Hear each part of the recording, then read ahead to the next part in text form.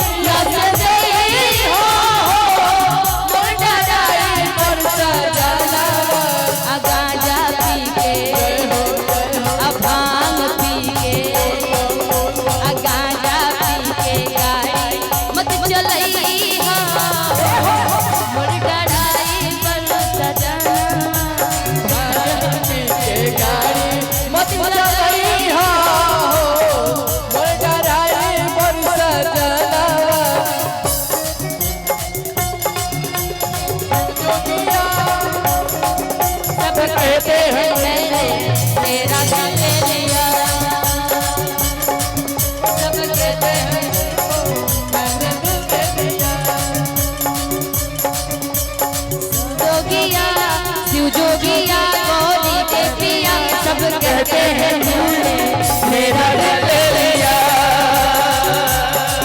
सब कहते हैं तूने मेरा दिल ले लिया गांजा पीएगा चंचल भाई मोर गदाई बरसा लहवा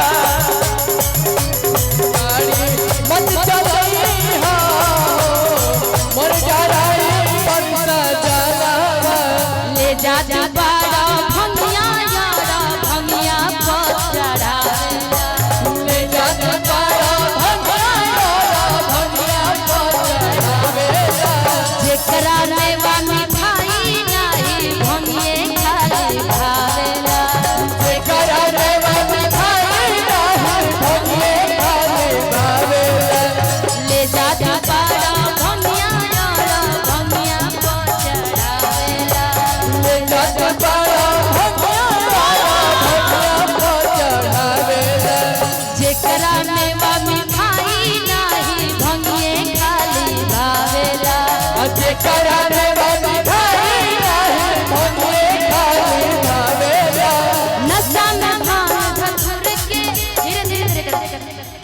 अच्छा शंकर भगवान से प्यार प्यार कौन कौन करता है जरा हाथ उठा करके बताइए। भोलेनाथ जी से प्यार कौन कौन करता है? अच्छा जो मंच पे बैठे हैं किन से प्यार करते हैं? कुंवर जी के बेटा करते हैं। सोच लीजिए भोले जी जब तक बोले तब तक बोले हैं।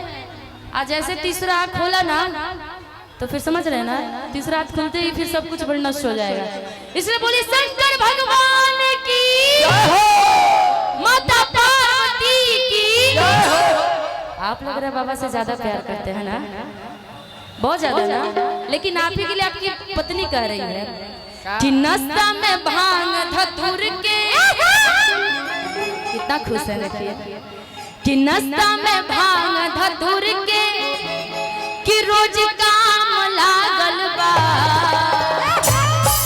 जैसे आज चरखा पार्क के बाद में देखिए बाजार में कितनी सारी भीड़ें लगी हुई है। भाई मैं खुद ही नहीं आ पा रही थी, यहाँ पर इतने सारे लोग लेके मंच पर आए हैं तब आ पाई मैं।